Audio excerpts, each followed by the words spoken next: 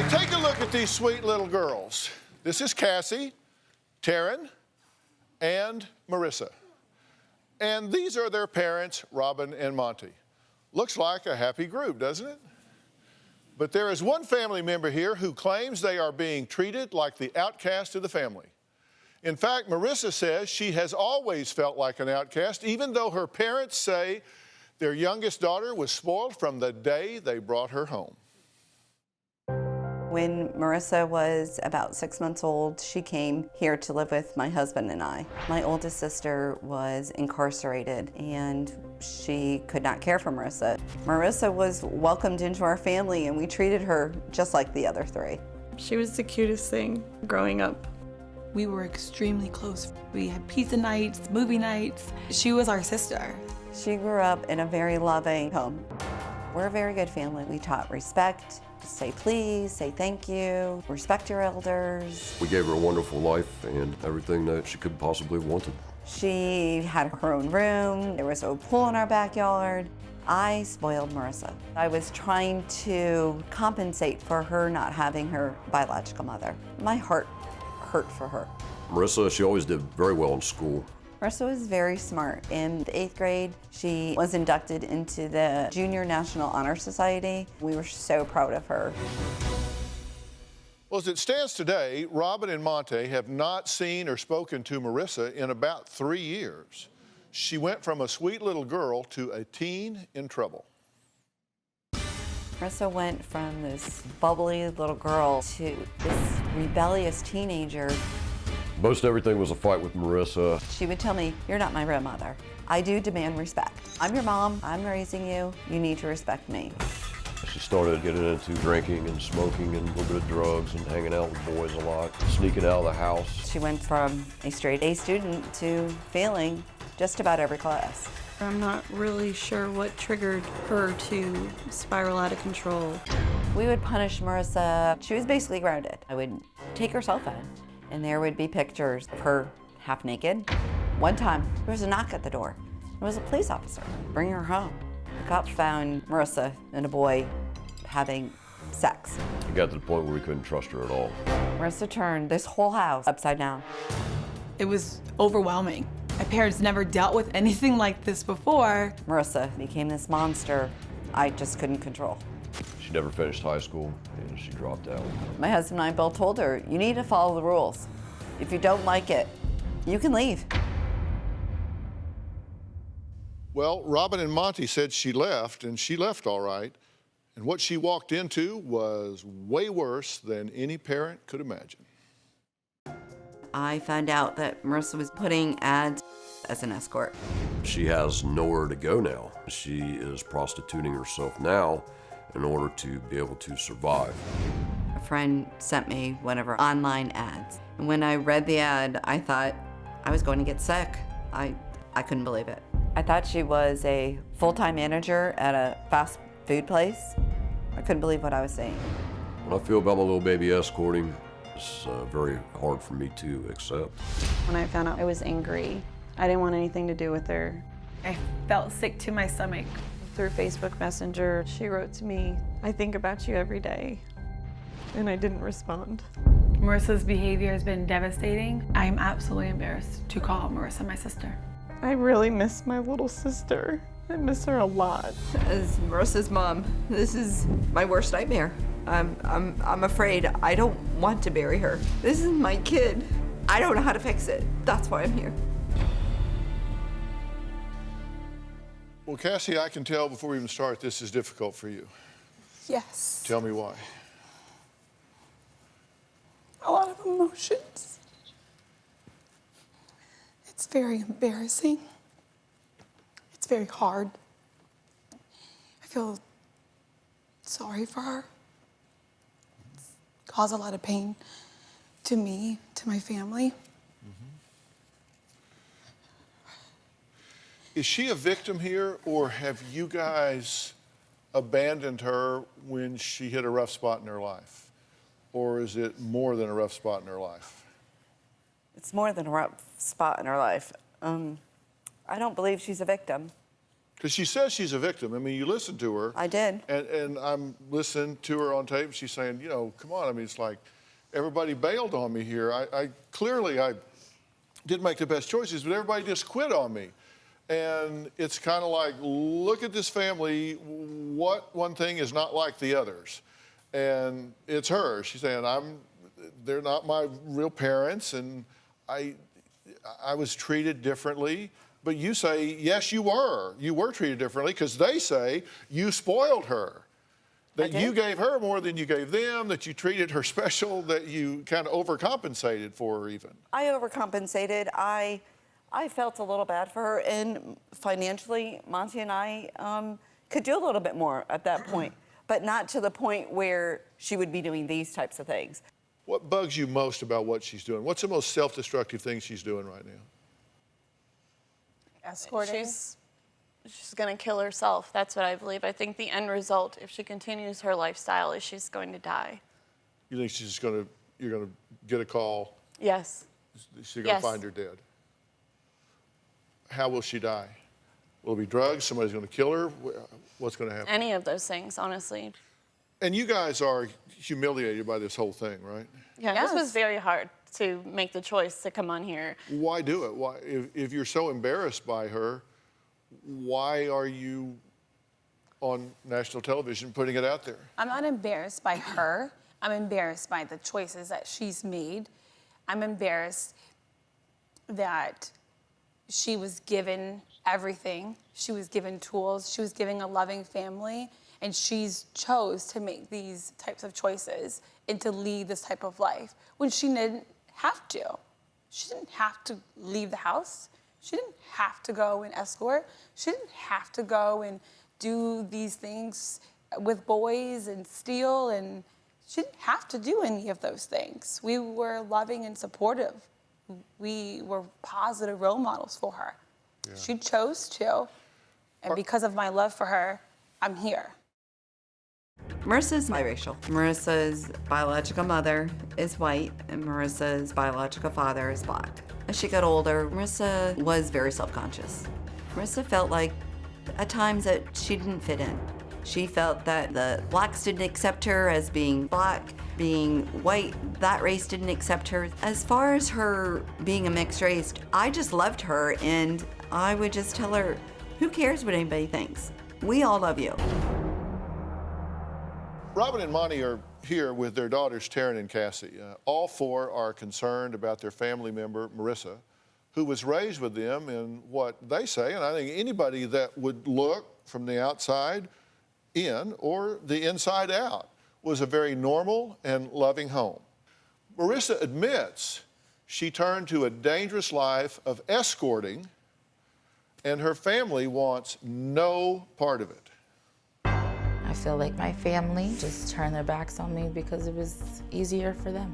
I've never turned my back on Marissa. I've always been there. Their lives have just gone on and they just completely forgotten about me. I always see my family posting on Facebook and stuff about, going on vacations and buying new cars and living just lavishly as I'm struggling every day. We've tried to help her. She didn't want it. She wasn't ready. I was only my mom's child when I was on my best behavior. When I wasn't on my best behavior, that's when I became her niece. I think my sisters think they're better than me because they have their together. It's clear to me that I am not a part of their sisterly bond and I am an outcast. I hope that Marissa can make the changes she needs for the family to trust her again. Even though Marissa's been out of all of her life, I'll never give up on her. My mom should let go and stop trying to fix all of Marissa's problems, but she won't. She's her mom. I don't know how they sleep peacefully knowing that they once had a sister or daughter they abandoned. Okay, Marissa, I'm glad you're here. And who have you seen and not seen in what periods of time? None of them. Haven't seen any of these folks in 2 years, 3 years? About 2, 3 years. 2, 3 years. And how about Monty? Same. Same? And how did that come to pass? Pretty much we just stopped talking and I mean, I would connect with my mom on Facebook every once in a while, but everyone else just stopped talking to me. I've seen family photos, like I was flipping through a family album, and there were times that you all look like one big happy family, right? Look like it. I mean, look at the pictures. I don't remember. I mean, I could barely remember that. But what was the point at which you said, it's broken, it's not working? Probably when I left home. I was 17. Okay, and why did you leave? I didn't feel like I mean, she told me that I was gonna have to leave when I was 18 anyway, so I didn't want to be there anymore. I wanted to go out and do what I wanted to do. Okay, so you made the choice to leave. Ultimately, yeah. You weren't driven out at first, you made the choice I mean, to it leave. was that uncomfortable of a situation where I didn't want to be there anymore. And what was uncomfortable about it? I wasn't wanted there. I mean, you could how did you know obviously that? tell. I mean, you could just tell I wasn't wanted there. I was But constantly. how could you tell? I was constantly getting in trouble. I mean, they were constantly telling me that when I turned 18, on my 18th birthday, I was gonna have to get out anyway. So, How were you getting in trouble? lying, sneaking out, boys, drinking, smoking, Stealing. stealing. So you everything. were I'm doing- admitting what I can say it. I'm admitting everything. I can say it. So you were doing things that were contrary to fitting in to a trust relationship with the family. You were sneaking out, drinking, lying, stealing. What were you stealing? Money. Credit And- cards. That's money. It's the same thing. It's money. All right, and so they objected to that. So yeah. you felt like you weren't welcome because of your behavior. Is that unreasonable? No, it's not completely unreasonable. They didn't push me to make the choices that I did, but there was things beforehand that definitely played in part of why I did the things that I did. Okay, what were those things? Like when I was raped when I was 13. That was complete. What? Darren, when I told you, we sat on the couch together. No. Are you kidding me? This is Are part you of kidding your me? your lies. And I explained Are She you was raped. serious? You were raped? Are you too. serious? And are you kidding me? We sat on the couch and you said, all right, we're gonna get together and we're gonna tell Auntie Robin together. No, That's we did exact. not. Yes, I did. All right. That is a bold Why would I face. sit there and lie about that? That is That's a your problem, bold-faced Marissa. What's lie. my problem? I'm You're- not. What am I denying?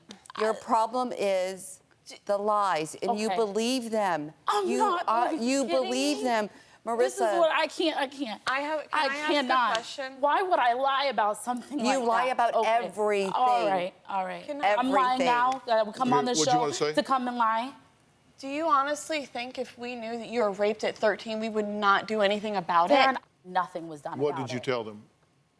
I told him exactly what happened, that this man took me into the back of the woods. I had made a joke. I said, oh, I hope you're not taking me back here to rape me, and that's exactly what he did. Did we make up this story like on your way here?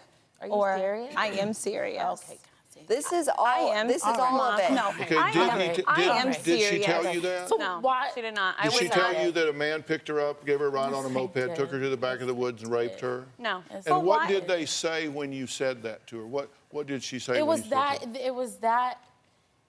Brushed over the shoulders that I can't even remember Wow. what they said about it because nothing was done about it. My mom was a bad mother. She never gave me love and compassion I think I needed. I was a good mom. I gave her love when she needed something. I provided for her. When I would come home from school crying after all the ridicule from the kids, she never told me she loved me. I was there for her whenever she needed me. If I was her blood daughter, I believe she would have done a lot more to make sure that they didn't end up like this. Well, Marissa, who calls herself the outcast of her family, says even though she hasn't spoken to her parents and sisters in at least 3 years, she has kept up with them on Facebook, viewing their family pictures. She says she has been excluded from. Marissa says while her family has been living a carefree life, going on vacations and cruises together, she has been alone, doing whatever she can to make $20 just to eat. Now, just before break, we were talking about the fact that you reported at 13 that you had been raped. You said you remembered specifically sitting there telling Taryn because you were afraid to tell your mom about When it. you asked me, why did I wait so long afterwards to tell you? You act like I don't remember this conversation. I know this conversation. It happened, I told you, and I know I told you.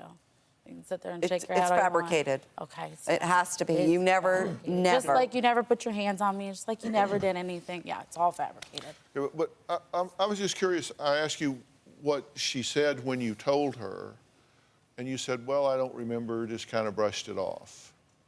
But you remember telling her, did she get upset? Yeah, she did got she upset cry? and she did was she like, say, I really let's, think we let's should go tell tell Mom. Did Yeah. she let's call the police? What did she say? We don't talk about, she said we should go tell Mom, and that's what we did. We got together, she sat right there with me. Taryn really spoke for me and kind of pushed me into telling her So because then I the was three of you so went scared. and reported this to your mother. So did they come and tell you? No. Okay. No, not at all. Marissa, stop. Not What at do you all. Stop what? What am I stopping? So you don't What am I remember her stopping? telling What you are you this? shaking your head? Absolutely What am I not. stopping? Okay, I and would you have don't done remember them something. coming You and did telling it. you? Absolutely not. Okay. All right. If I really wanted to lie, you think I would come on the show to You sit here and lie you about really think I would come on the everything. show to tell people what I've done if I wanted to be a liar? I wouldn't have even come on the show. Marissa? I wouldn't have even Who come wrote on the the show. show? You did, because you wanted me to pawn off because you didn't want to help me. You wanted somebody else to help me. How dare you? Yeah, Do you okay. see the text? You Dr. wanted- Phil has all the texts. Yeah, and I'm you still and I a back and manipulative forth. liar, and I I'm did still not. a this. Okay. You never He said has that? all of that. I'm pretty sure your friend showed me some things you said just recently, that I'm still You this manipulative liar. You I'm not are. changing. You are. Okay. That's your What problem. am I lying about? Everything. Okay, everything. What's everything? Please Well, explain everything. Let me use an Please example. explain. Let me have an example. Did you lie about Monty being inappropriate? I never said that a day in my life. I never Let him said he spit it ever out. touched me. I never Not said you. that. Not you. Somebody else. I never said that. You believed all them, just like you believed them when I told you about going to see my father. You believed them. You believed my mother, and you sat there and you busted my lip because you didn't believe me. Why would I lie about meeting my father? Why? You lie about Okay. everything. See, there you go. I'm lying about everything. Did you tell CPS that your mother was beating you? Yes, because she was. She definitely put her hands on me. I smacked you. Yes, I did. And that's what I But told you. not beating you. Brush everything off. No, Marissa, you're a liar. Okay. Who stole the Durango? I did. You want to say that I did? I stole your credit cards. I wrote bad checks. I lied to you. I smoked. I slept with boys. What am I lying about? I would not have come on this show to lie. Why did you come? I need help. Every time you went to a new place, like a new family member's place, that was help. No, it Every wasn't. time- When I did you wasn't- ever offer I me to come wasn't- sleep on your couch? I didn't. When did you ever offer me to come sleep on your I didn't, couch? because When did you're anybody? When did any of y'all offer me to come sleep on y'all's when couch? you're done, I'll go. So your negative, harmful, poor choices fears for my safety. So no, Fears I'm for not your going to allow you to safety. come and sleep on my couch. Fears because for your you've safety. You act allowed like people. I raped and killed people. We don't know who you're around. You've allowed people. You're around You, him? the people that you You've were hanging allowed- out Are you with. serious? Forever, so forever, I'm supposed to just be that. Of When I'm gang sitting there telling you members, that I'm you've ready allowed- to change and I'm ready, but And again, that's why we're it's here, always Marissa. gonna go back. That's why we're here.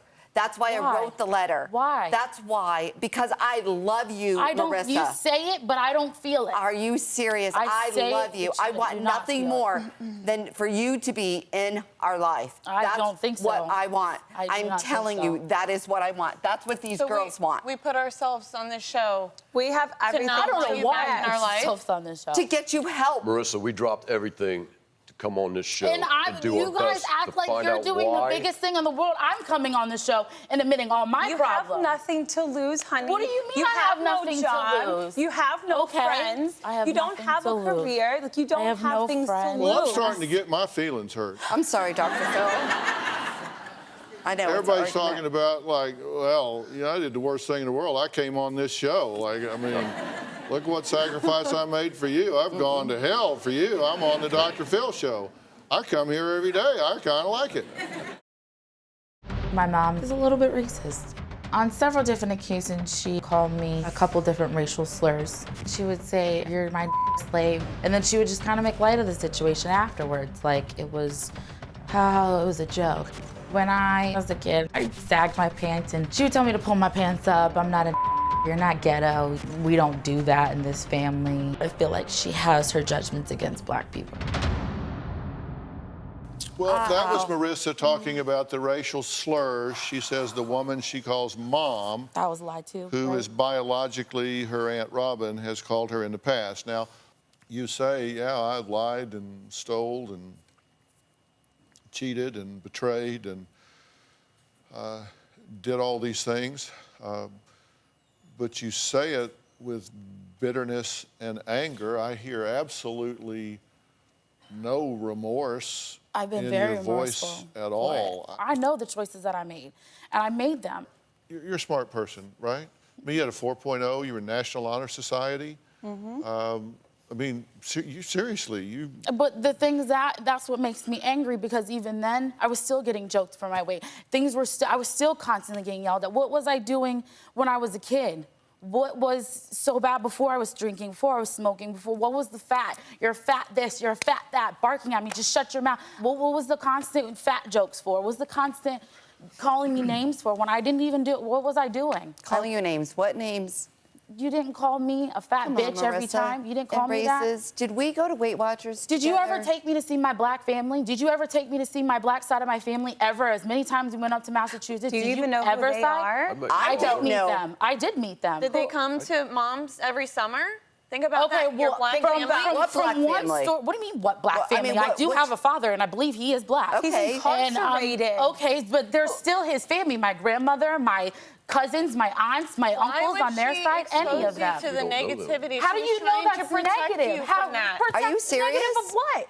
How are you to He's judge them? incarcerated. How are you to judge? He's incarcerated. That's him. You don't get What is her? incarcerated for no reason. Okay, but you had no problem taking me to go see my mother in jail. You had no problem doing that. So what do you mean trying to keep me from the negative? You believe you and Nana took me to go see my mother in jail. One time we took One you. time, but yet you're telling me Let you're her trying talk. to keep me away from it. What are you really saying? Can you calm, please?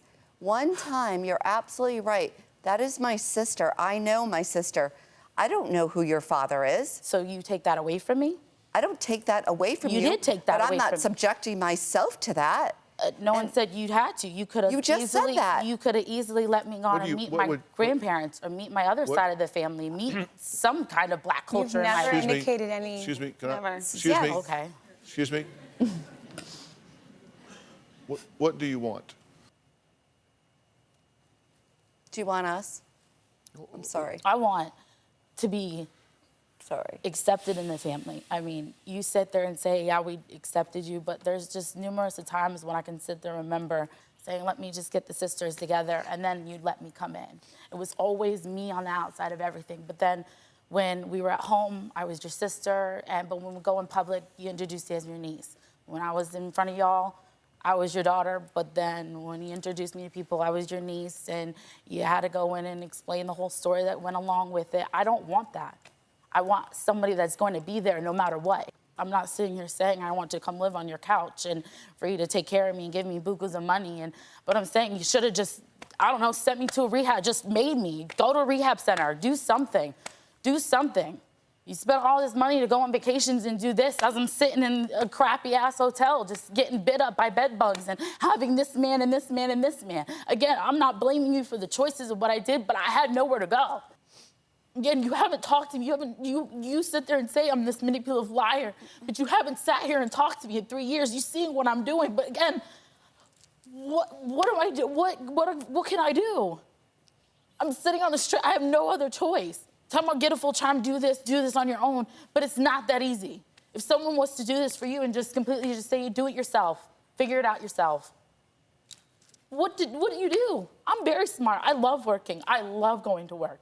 I love going to work and I want to go back to school. But again, how am I going to do that and pay for this $1,700 a month hotel room? How? Can I say something?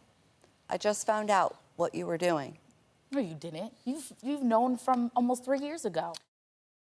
When I think about myself, I feel ashamed.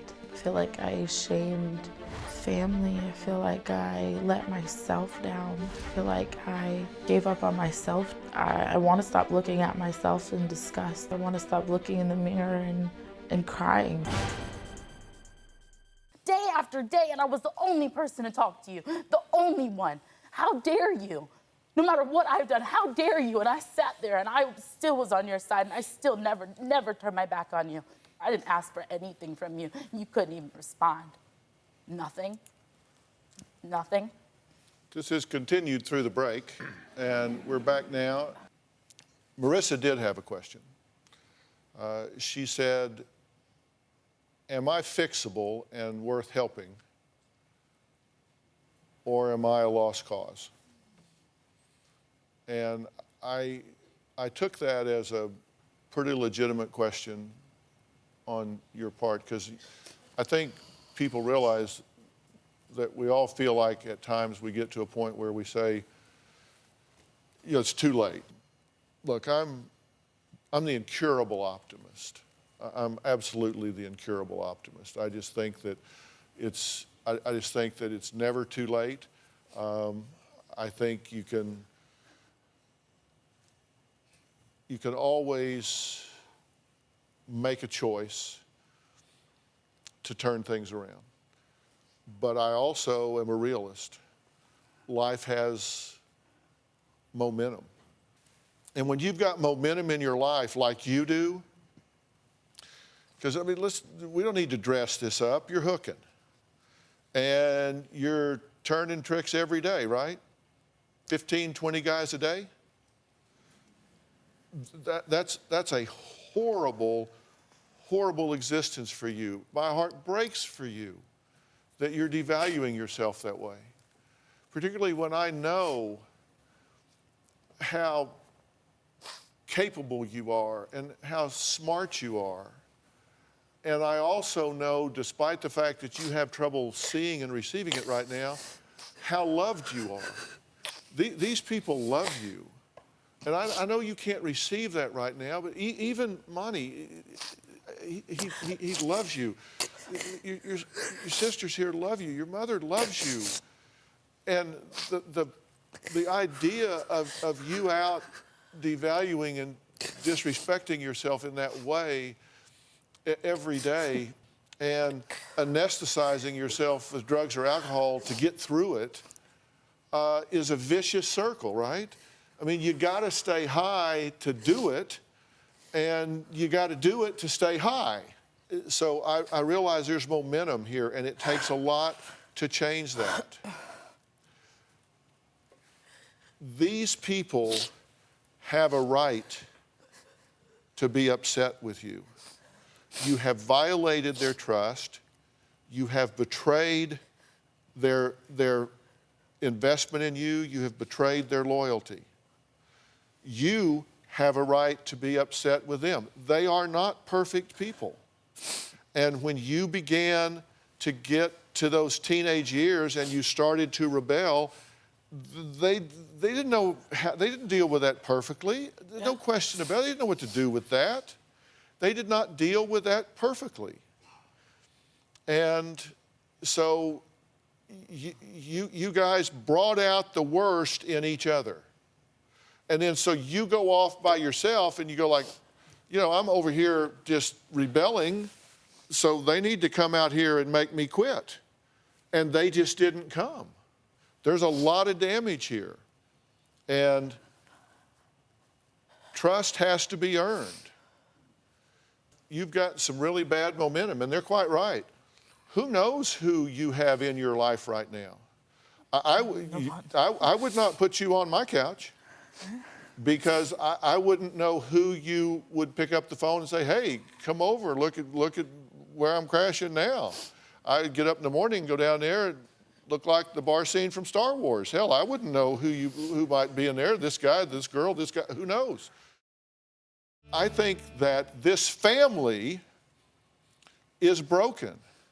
Look her in the eye. Look your mother in the eye. No, don't look away. Look her in the eye and tell me you don't see pain in her eye. I do.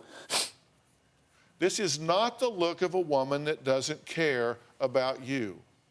That doesn't mean she's not so mad at you she could pinch your head off of you, Because she is and she could. She has every right to be mad. Yes, she does. I'm not taking any of those rights away from you. Yes, guys to she be does. Mad or not trust But me. through that, there's one thing I've learned a long time ago, and this is a truth you can count on, thank God, because I'm probably the most flawed man you may ever meet. You can love someone and not love everything they do. And this is the perfect example of it. They love you, but they hate what you are doing. You love them, but you hate some of the things they're doing, right? You think they have been uptight bitches. I mean, you're seriously, right? You think, you know, what are you, little Miss Goody Two-Shoes? Come off your high horse. I'm still your sister. You act like, ooh. Well, listen, you gave them a pretty good ooh moment. Okay? I mean, I did it to my life, though. I never... Yes, but you did it to them, too, because they're invested in you. They have invested in you. They love you. They care about you. And then when you go off, it reflects on them. It's their failure, too, because they're asking themselves, like, what could I have done? Why didn't I see? Why didn't I recognize? This has affected everybody. And you come out here and you have one strategy in your life, and that's get them before they get me. You come out here like this. That was not why I came on the show, to get them. That's how you came on the show. It may not be why you came on the show, but it's how you came on the show. And people get that way when they're under attack. And you're here under attack because you are attackable. You are doing some really bad things. And those things need to stop. Mm-hmm. You need to be pulled out of that life, and you need to get your feet on the ground.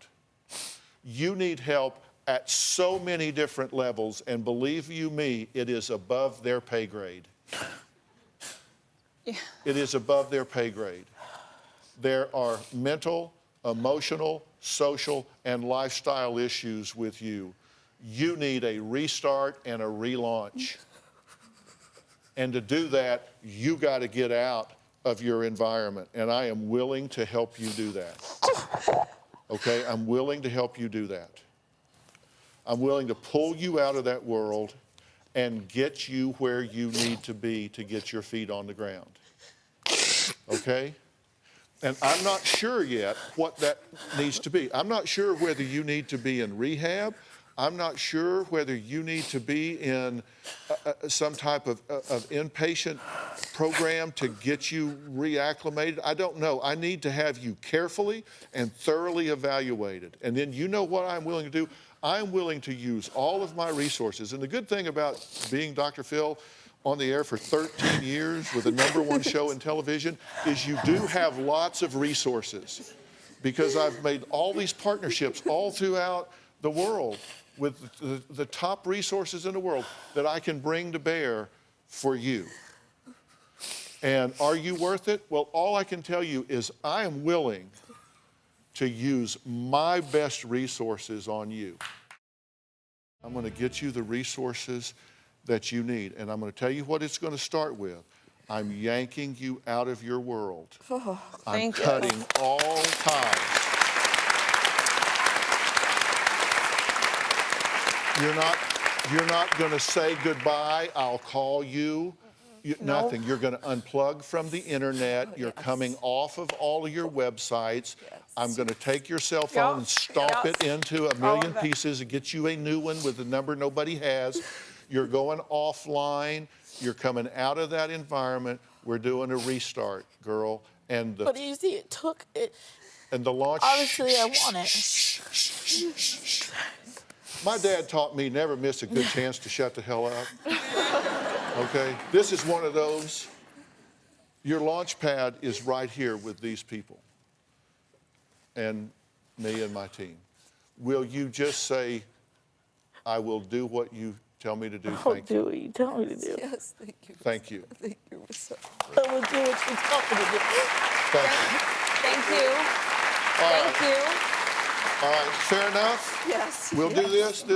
You need more help than you guys. You can't love her through this. We need to do some reprogramming. All right, we have to go. Do you have a story or a question for me? Click the link in the description and tell me what in the world is going on.